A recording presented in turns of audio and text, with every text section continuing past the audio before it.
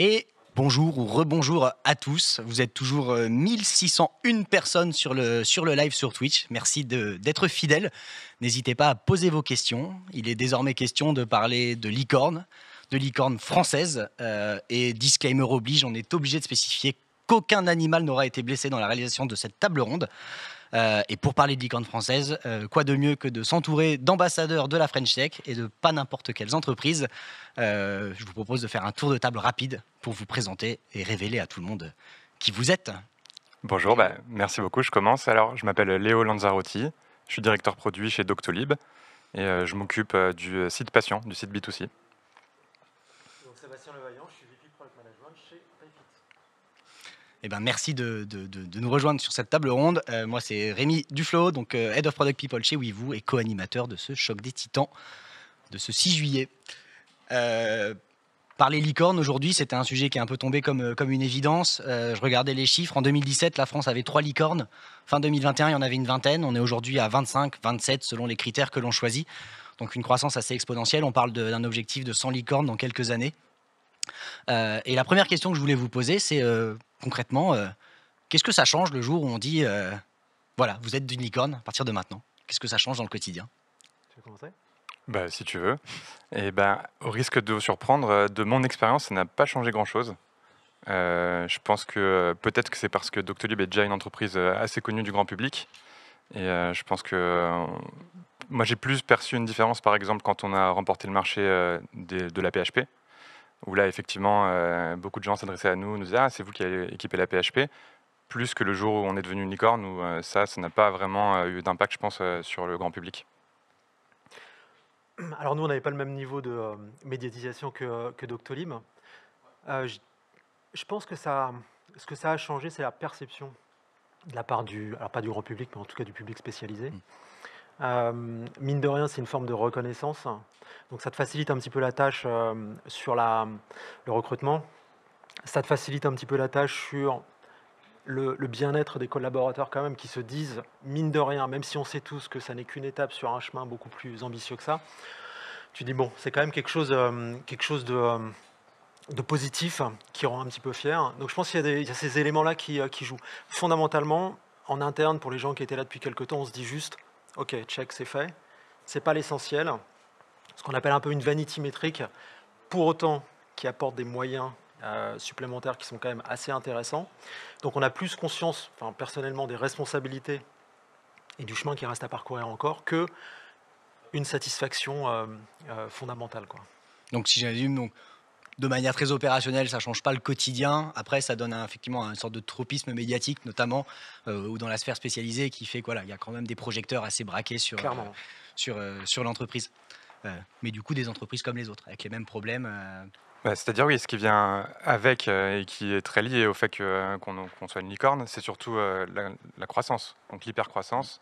Et ça, effectivement, ça change beaucoup le quotidien et ça le change régulièrement, puisqu'il faut régulièrement se remettre en question sur les process, l'organisation de l'entreprise et comment on va utiliser tous ces fonds aussi qui sont entrés et s'assurer d'avoir le plus d'impact possible sur la mission de l'entreprise.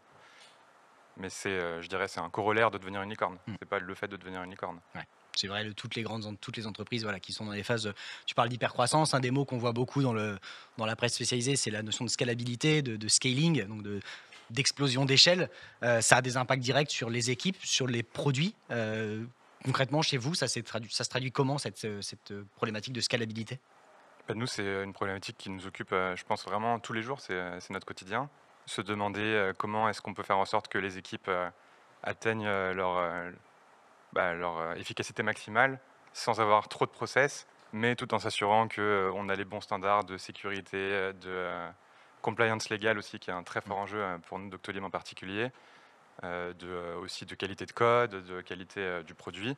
Et donc, il faut trouver le bon équilibre entre des process et l'agilité qu'on veut laisser aux équipes, tout en ayant une croissance, de plus en plus d'équipes, de plus en plus de personnes à synchroniser sur différents tech centers, parce qu'on n'est plus que... initialement, on avait un tech center, maintenant on en a au moins 4. Donc, et pas que à Paris, j'imagine. Voilà, c'est ça. On en a à Berlin, à Paris, à Niort, à Milan d'ailleurs aussi. Donc, moi, je trouve que ça a un impact sur tes priorités. En fait, mine de rien, tu peux te dire, il y a un afflux d'argent important qui arrive. Tu pourrais te dire, bah, finalement, je peux encore saisir plus d'opportunités. Ouais, je trouve que ça nous a poussé à faire un exercice qui est encore plus fort, critique sur quelles sont les vraies priorités Mm. à adresser. Encore une fois, ça pour moi, c'est un fort esprit de responsabilité euh, qui, euh, qui arrive en même temps que cette levée de fonds. Mm. Ensuite, effectivement, sur les process, les compétences, la culture, les enjeux autour de OK, il faut scaler, de quelles compétences on a besoin. Et tu vois, sur des sujets effectivement de compliance, de sécurité, encore une fois, c'est par rapport à ton niveau de visibilité, ton niveau d'exposition, Mm. par rapport au job que tu fais, le product market fit que tu règles. Mais tu sais que de par la visibilité, tu as des enjeux supplémentaires, donc compliance, scalabilité technique, tu vas chercher des profils différents. Mm. Et ensuite, effectivement, sur les process, tu recrutes plus. C'est pas que le statut de licorne, c'est toutes les levées de fonds. Tu recrutes plus. Bah, l'enjeu, c'est, on sait très bien que c'est pas parce que tu as plus de monde que tu es plus efficace. Donc, comment tu t'assures que avec le plus de monde, tu peux malgré tout être plus efficace? Donc c'est ouais, c'est la problématique. Si je plus de visibilité, plus de candidats, plus de besoins d'experts, et Ouais. du coup c'est d'autant plus Et difficile de d'ailleurs, choisir les bons profils. ouais, ouais. Et d'ailleurs, effectivement, là, c'est un point assez important, c'est que tu vas avoir un peu moins de problèmes de sourcing, quand même, parce que tu es plus visible. Donc, tu as des propositions entrantes, des candidatures entrantes qui sont plus importantes. Mais en fait, il faut d'autant plus t'assurer la raison pour laquelle les personnes te rejoignent. Mm. En fait, tu veux pas que les personnes te rejoignent uniquement pour Le nom ou la un marque. faire valoir sur le CV ou quoi que ce soit. Et ça, c'est un élément. Alors, tu peux le voir assez rapidement sur les compétences, mais le point clé encore à ce niveau-là, ça va être le fit culturel. Encore une fois, il y a rien de révolutionnaire, mais en fait, ce qu'il faut conserver absolument, c'est cet esprit d'équipe. C'est une culture qui fait que tu es aussi bien, nous on est 1000 en ce moment, mais à 1000 qu'à 200. Et ça dépend effectivement de la politique qui est mise en place en interne, mais ça dépend beaucoup des profils qui te rejoignent. Et donc, du coup, vu que tu passes beaucoup de temps à faire des entretiens, le fait de t'assurer que tes entretiens soient très bien calibrés sur la partie culturelle, presque plus que sur la partie analyse technique, Mm. moi, je trouve que c'est un enjeu qui est décuplé avec ce Donc statut le fit de avec la licorne, culture quoi. de l'entreprise pour Ouais. garder cet ADN. Ouais, ouais, mais c'est ultra important. D'autant plus que, enfin, pour nous, le statut de licorne, il a été passé à un moment où ça faisait déjà 2 ans qu'on était en travail hybride. Mm. Donc tu sais que tu sortais de 15 ans de faut que toutes les équipes soient colocalisées pour faire un bon produit, parce que l'équipe va se connaître, va développer des pratiques informelles et formelles qui vont faire que ça va devenir une équipe efficace. Bon, bah là, en fait, tu fais exploser tout ça du jour au lendemain avec le Covid, et tu as des gens qui bossent en remote. Mhm. Bon, bah là, du coup, l'état d'esprit, la culture, les valeurs intrinsèques, l'éthique personnelle, ça joue et c'est d'autant plus important parce qu'effectivement, encore une fois, avec ce statut de licorne, tu as un statut médiatique qui est Mm. plus important. Nous, paye, B2B, SaaS, on n'était pas les plus sexy à un moment sur le marché, quoi. Donc là, on attire plus de monde. Il faut être d'autant plus attentif sur cette Mm. dimension culturelle. Tu partages ce point de vue Oui, je suis assez d'accord et ça rejoint ce que je disais tout à l'heure. C'est pas spécialement le statut de licorne, c'est la croissance, c'est l'hypercroissance. Et je rejoins tout à fait le point sur le remote. C'est vrai que l'hypercroissance pendant une phase de remote, c'est un enjeu supplémentaire parce que non seulement les personnes ne travaillent plus ensemble, mais beaucoup d'entre elles sont onboardées en remote. Mm. Et ça, c'est un réel enjeu. des challenges, ouais. Un réel enjeu, nous, pendant le. Alors, je sais plus de tête, j'ai peur de dire des bêtises, mais il me semble qu'au moins la moitié de Doctolib est arrivée après le début du Covid. D'accord. Donc, Donc des méthodes d'onboarding des à méthodes d'onboarding trouver. qu'on a dû revoir du jour au lendemain, parce que pendant le Covid, on a Mm. beaucoup encore cru. Et c'était un énorme enjeu. Je pense qu'on a réussi à le faire. Alors on peut Et teaser qu'il y aura une table sur les sujets de la crise c'est vrai, ce soir. tout à l'heure. On évoquera probablement cette problématique, mais ok. Et un des autres aspects de cette hypercroissance, de ce scaling, ça passe aussi des fois par le développement à l'international ou le rachat d'entreprises. Il y a aussi des problématiques d'onboarding, parce qu'on des fois, quand on rachète une entreprise, elle vient avec sa culture, elle vient avec ses méthodes de faire. Est-ce que vous avez vécu ces phases d'intégration ou de développement à l'international? Alors, PayFit, non, pas dans cette période-là, parce qu'on est présent depuis quelques années dans 4 pays. On s'est lancé en Italie, on a décidé de se retirer de l'Italie pour des raisons de contraintes légales Mm. importantes qui nous empêchaient d'être un vrai logiciel de paye là-bas. Mais donc du coup, les enjeux qu'on a eus, c'est encore une fois, des enjeux de recrutement, d'industrialisation, mais à périmètre géographique constant sur les 4 pays sur lesquels on était déjà. Je crois que chez Docto, vous avez... Ouais, nous, on a fait plusieurs achats déjà. Donc, il y a eu un qui est, je pense, pas passé inaperçu en France, Mon Docteur, et, euh, et un plus récent en Italie, qui est une plateforme italienne. Et, Concurrente, du coup? ouais. Et donc, dans les deux cas, on a choisi d'intégrer à 100% évidemment les équipes, mais aussi le produit. Et effectivement, c'est un enjeu parce que, bon, alors moi je parle plutôt pour la tech et produit. C'était pas forcément la même stack, ni d'ailleurs la même vision du produit. Et donc il y a un enjeu quand même d'onboard. Et puis des boîtes aussi beaucoup plus petites. Donc de les aspirer dans une entreprise beaucoup plus grande comme Doctolib, tout en les maintenant motivés. Et quand même, il faut le dire, c'est pas forcément évident pour une équipe de voir son produit disparaître à terme, puisque ce qu'on propose, même si ça met évidemment quelques mois, c'est quand même de migrer leurs utilisateurs vers Doctolib, et puis de fermer leurs produits et de les faire travailler sur le produit global Doctolib. Donc il y a quand même un petit enjeu de motivation, je pense qu'on peut tous comprendre. Et oui, donc oui, c'est aussi un enjeu, effectivement. Après, nous, sur l'international, tu vois, c'est pour faire le lien avec l'onboarding et l'impact sur les recrutements. C'est qu'en fait, on s'est retrouvé à recruter pas mal de développeurs, de product managers, de designers dans des pays où on était déjà installés. Mais du coup, à l'étranger, on a quand même beaucoup plus sourcé à l'étranger pour éviter de se faire la guéguerre juste sur le même bassin d'emploi entre licornes. Et là, du coup, tes enjeux d'industrialisation de ton onboarding, c'est ultra clé. Chez nous, c'est Product Ops qui s'est occupé de...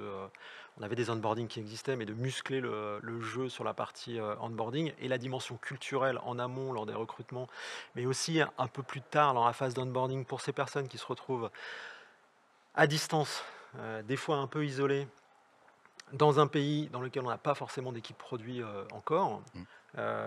Effectivement, ça quand même... Ça, ça met l'accent sur un enjeu clé, un peu ancien, qui est le management quand même. Donc nous, on a beaucoup investi sur les couches de management, les formations en interne pour s'assurer que, au-delà du cultural fit lors d'entretien, de l'onboarding, des process existants, qui est un suivi régulier de la part du manager direct. Parce que tu sais très bien que quand tu as affaire à un être humain, il y a des signaux faibles qui apparaissent petit à petit au cours du temps, et c'est important d'avoir cette intelligence managériale qui existe. Donc on a beaucoup investi dans la partie produit tech, mais pas que chez Payfit, sur cette intelligence managériale. Super intéressant. Il y a une question du chat. Petite question de Yann Paillet pour Léo. Est-ce qu'il y a un projet de livraison de médicaments? On va révéler peut-être des secrets. Je ne m'attendais pas à une question Moi non extrêmement plus. précise comme ça. Je ne vais pas répondre précisément sur cette initiative-là. Je vais juste dire qu'on réfléchit à pas mal de possibles initiatives pour l'avenir. Pour l'instant, il n'y a rien de décidé, mais il y a pas mal d'options sur la table. Je ne peux pas trop en dire plus pour le moment. J'imagine, mais je me devais de prendre la question. Est-ce qu'il y a eu des effets plutôt négatifs de vos acquisitions de statut de licorne? Des effets négatifs. Des effets négatifs. Non, alors oui, des effets négatifs, des impacts collatéraux, tout ça, je pense pas, franchement, je pense pas que ce soit une situation négative, le fait d'avoir ce statut-là, fondamentalement. Il y a le truc dont je parlais tout à l'heure, c'est le fait sur la qualité de tes entretiens, l'intelligence, je sais pas comment tu appelles ça, managériale, ton process d'entretien, tout ça, de s'assurer encore une fois que tu vois beaucoup de monde, comment tu t'assures que ton expérience candidat elle est toujours de bonne qualité. En fait, un des impacts négatifs, c'est que voilà, tu mets un peu de temps à t'adapter à ce nouveau statut, tu t'industrialises pas tout de suite, donc il y a eu, je pense, des expériences candidats qui n'étaient pas toujours top, tu as un petit peu de temps démarrage, il y a effectivement cet investissement supplémentaire et le cultural fit qui des fois peut ne pas être présent. Donc tu as beaucoup plus de profils qui sont moins intéressants qu'auparavant et tu as un petit peu moins de temps pour faire de la chasse. Qu'est-ce qu'il y a d'autre? Non, et puis après le poids de la structure. Enfin, honnêtement, Mais qui n'est pas proprement lié à la licorne, en fait, c'est la croissance c'est qui... lié à l'hypercroissance. Mais effectivement, avec ce statut de licorne et le cash qui vient avec, la réalité c'est que tu as quand même beaucoup plus de moyens et le poids de la structure peut être d'autant plus important. Je suis arrivé il y a 3 ans, je fais 3 levées de fonds dans la dernière. Je suis arrivé, on était 200, 250, on est 1000 là, et tu vois, encore une fois, c'est important. Je pense qu'il y a 300, 400 personnes qui sont arrivées l'année dernière et au coup post-levée aussi. Donc, non, il y a un poids quand même important. Et clairement, ça peut poser des problèmes dans les équipes. Tu vois d'autres effets négatifs, toi, Léo? Non, non, pour moi, on en revient toujours au même point. Je suis d'accord, c'est la taille de la structure. Il faut faire beaucoup d'efforts pour contrebalancer la croissance par le bon équilibre entre process, agilité pour les équipes. Et Sébastien, tu mentionnais un truc très intéressant tout à l'heure, c'est qu'il y a des levées de fonds, on a vu faramineuses qui se sont passées en 2021 et là début 2022. On parle de plusieurs centaines de millions d'euros et tu parlais de l'idée de garder le focus en fait, de pas dire ben voilà, on a un trésor, dépensons-le dans tous les sens. Il y a le côté garder le focus, mais ça c'est compliqué, j'imagine, pour des équipes de dire à la fois on a beaucoup d'argent qui rentre, mais on veut garder une feuille de route très claire. C'est bien vécu ça dans les équipes globalement? Oui, je pense que... pardon. Désolé. Oui, oui, enfin, je pense effectivement que les plans enfin, en tout cas pour Doctolib, les plans qu'on a sont assez ambitieux et tout le monde en est bien conscient. Donc, je pense pas que ces levées de fonds, que les gens se disent immédiatement, chouette, on va pouvoir faire encore beaucoup d'initiatives en plus, parce que la vérité, c'est qu'on a déjà pas mal de choses en cours et que et ces levées de fonds, par exemple, nous permettent de nous sécuriser sur plusieurs années, surtout dans un contexte économique là qui commence à devenir un peu plus morose. Donc, je suis d'accord, il faut garder le focus, il ne faut pas forcément dépenser le trésor de guerre rapidement. Donc c'est renforcer les bases plus que forcément être dans un Non, il posture peut de... y avoir des nouvelles initiatives, mais il faut bien les choisir et il ne faut pas en faire trop en même temps. Tiens. Et c'est là que, enfin, moi, pour parler de Payfit, tu as effectivement le nez, enfin, toute l'équipe leadership a bien conscience du cash runway, enfin, voilà, du fait qu'on ne peut pas faire n'importe quoi. Deuxièmement, tu ressens ce poids des responsabilités quand tu as trouvé un product market fit. Doctolib, c'est encore plus évident avec la crise qu'on a traversée, mais quand tu as trouvé un product market fit et tu sais que tu peux aller beaucoup plus loin que ce que tu as déjà fait, parce que tu réponds à un vrai besoin, en fait, tu te dis, c'est pas simplement de gérer tout cela à l'économie, en se disant, tu as ton cash runway, tu as le cash à la banque, tout ça. Je veux dire, on gère ça intelligemment, mais ce que l'on veut, c'est construire quelque chose sur les 10, 20, 30, 40 prochaines années. Qu'est-ce que ça implique? Et un des points qu'on a vu, moi je ne fais pas partie des premiers payfitters, mais tu as quand même, quand tu es une start-up, tu as quand même une mentalité particulière qui est que tu as l'envie de bouffer le monde, en fait. C'est Côté ça, même si tu as conquérant, trop... Ouais, enfin, tu vois, tu as envie de partir sabre au clair. Ton réflexe premier, c'est ça. C'est l'entrepreneuriat pur et dur, tout ça. Et en fait, au bout d'un moment, d'autant plus quand tu as ce statut de licorne, mais en fait, quand tu as cette valorisation, c'est des gens quand même puissants qui te soutiennent, tu te dis, en fait, tu peux pas faire n'importe quoi. C'est pas qu'une question d'argent, évidemment, c'est important, c'est une question de responsabilité fondamentale. Donc, tous les sujets de priorisation que tu as quand tu fais du produit, qui sont une prise de tête quotidienne, hein, mais qui sont extrêmement importants, bah, c'est décuplé. C'est vraiment décuplé. Il faut être, et on n'est pas encore au niveau, mais moi je vois dans les équipes, il y a ce besoin fondamental critique de se dire, ok, comment est-ce qu'on peut être encore plus laser focused sur ce qu'on doit faire. Ben, c'est pas évident, je n'ai pas la recette magique, mais je trouve que c'est un élément clé, quoi. Donc ouais, garder le focus et le partager tous ensemble dans les équipes. C'est aussi compliqué chez Doctolib aujourd'hui de rester focus comme ça sur... Bah, enfin, pour le coup, ça fait partie, je pense, du job de product management. Mais oui, c'est une des parties qui est difficile et qui est pourtant extrêmement importante. Et pour des exemples concrets, bah, si je reprends tout à l'heure l'exemple du rachat de la plateforme italienne, euh, il a fallu qu'on fasse de la place dans les roadmaps des équipes B2C pour gérer l'afflux de patients qui sont redirigés de l'ancienne plateforme qu'on a rachetée vers la nouvelle, etc. Donc évidemment que toutes les équipes comprennent parfaitement bien que c'est très important de le faire pour Doctolib, puisqu'on vient de racheter une entreprise, il faut qu'on capitalise sur ce rachat, mais de l'autre côté, ça les défocus de leur mission, qui à ce moment-là, pour une des équipes, était de travailler sur la recherche de médecins sur doctolib.fr, etc. Donc on le fait, on fait les bons trade-offs, mais oui, c'est tous les jours, il faut se demander, cet exemple-là c'était assez facile, c'était évident, mais parfois c'est un peu plus Ouais, compliqué. une prise de dire, recul sur une vision est-ce que ça encore vaut le plus... coup que je prenne du retard sur ce qu'on s'était dit qu'on devait faire pour cette année, pour faire une autre chose qui est aussi très importante, ou pas? Si je le fais pas, qu'est-ce qui se passe pour Doctolib? Voilà. Très clair. on arrive déjà au terme de cet entretien. Pour conclure, je vous propose un petit challenge à 2 participants. On parle de 25, 27 licornes en France. Vous en citez une tour à tour, jusqu'à déterminer un gagnant. Vous avez le droit de commencer par les vôtres, comme ça vous avez un point de... Doctolib. Payfit. Super, on est bien avancé. Voilà. À jouer. Deezer, c'est toujours une licorne Oui, on va le compter. Bah, Blablacar. Ça y est, c'est le moment où... franchement, quand tu es là... C'est dur. Non, mais je passe pas ton suis temps, là, cruel. je suis plus du tout dans les médias, tout ça, donc... Enfin, dans les médias. Regardez ce qui se passe à côté. Attends, j'ai bien en trouvé une. Je sais pas, Alan, c'est une licorne? Alan est une licorne depuis fin 2021, je crois. Back Market. Back Market, tout à fait. Ah oui, c'est pas mal ça. Je vais commencer à sécher, donc j'espère que ça s'arrête là. Voodoo, c'est... Voodoo est une licorne française, ouais, dans le jeu vidéo. Moins connu, effectivement. Content Square. Content Square, Ah, tout à fait. OVH, c'en est une? Bon, alors, OVH, je crois, a été introduit en bourse, donc selon les critères, on la compte ou on la compte plus. On la compte plus. On va la compter pour le jeu. Une petite dernière. Le truc de NFT, là, comment il s'appelle? Ah, Sora. Sora, ouais, tout à fait. Ah, joli. Bon, voilà, on Voilà, finit ensemble. collectif. C'est bien. C'est collectif, ouais. Bon, on pourrait citer encore Ecovadis, donc la petite dernière qui est arrivée début juin, IAD, Ledger, Lydia, Ledger. Mano Mano, Conto, voilà, donc plein de super boîtes, Swile aussi que je vois dans la liste. Ouais. Plein de belles entreprises dont on peut être très fier côté French Tech. Merci Léo, merci Sébastien. On arrive au terme de cet entretien. Qu'est-ce qui nous attend après? On attend une nouvelle table ronde avec Marcel qui va parler du recrutement des meilleurs PM avec une belle table ronde avec 4 invités. Et avant ça, vous retrouvez aussi Marcel dans une petite vidéo enregistrée où il parle de méthode de résolution de problèmes qui s'appelle la méthode Piscar. Merci encore Merci à toi. et à plus tard.